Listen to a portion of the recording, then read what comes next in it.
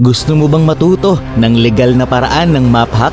Sigurado ako alam nyo na yung mechanics na kapag pumasok ka sa bush tapos medyo delay yung paglabas ng mata, ibig sabihin may kalaban sa malapit na bush. Pero sa bidyong ito, ituturo ko sa inyo kung paano malaman ang eksaktong lokasyon ng kalaban kahit dalawa pa ang malapit na bush. Ito ang mga bagay na dapat mong malaman kung gusto mong magkaroon ng advance na map awareness. Si Boss Baloy na mismo nagsabi na laging nagagamit ng mga pro ang pamamaraan na ito. Naalala nyo ba yung ginawa niya kay Kyrie? Maganda kung matutunan din natin to. Okay class, kailangan makinig ng mabuti ha.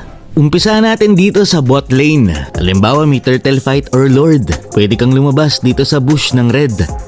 Tapos kapag delay ang paglabas ng mata, matik may tao dyan. So walang ibang option kaya madali lang malaman to. Yung long bush dito sa bot, madali lang din malaman. Kasi wala ka namang ibang option. Kapag pumasok ka sa bush, delay yung paglabas ng mata, matik nandyan yung kalaban.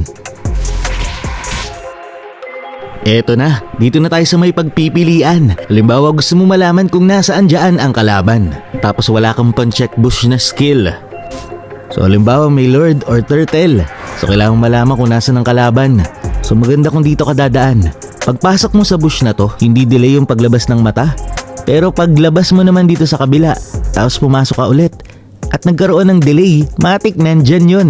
So huli mo na agad yung kalaban at pwede mo nang biglain.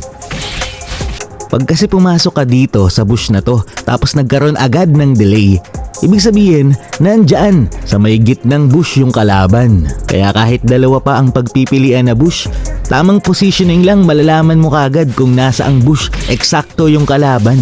Halimbawa, etong dalawa naman ang pagpipilian mo. So pwede kang lumabas dito sa kanan at sa kaliwa kapag hindi nagkaroon ng delay dito sa kaliwa. Tapos paglabas mo naman sa kanan ay nagkaroon ka ng delay, matik na nandito ang kalaban. Pero syempre, kapag dito ka dumaan, mas madali mong malalaman kung nandyan ba yung kalaban. Kasi wala namang pagpipilian eh. Pero kapag kahit saan ka pumesto, delay ang paglabas ng mata, ibig sabihin, nandyan yan sa mid-bush. Okay, sa top naman tayo. Dito sa may bush, madali lang. Isa lang yung option mo. Matik nandyan, okay?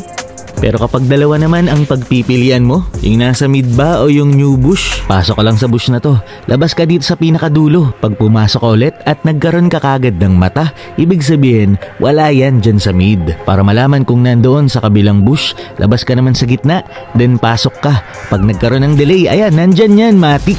Huli mo na kagad yung kalaban.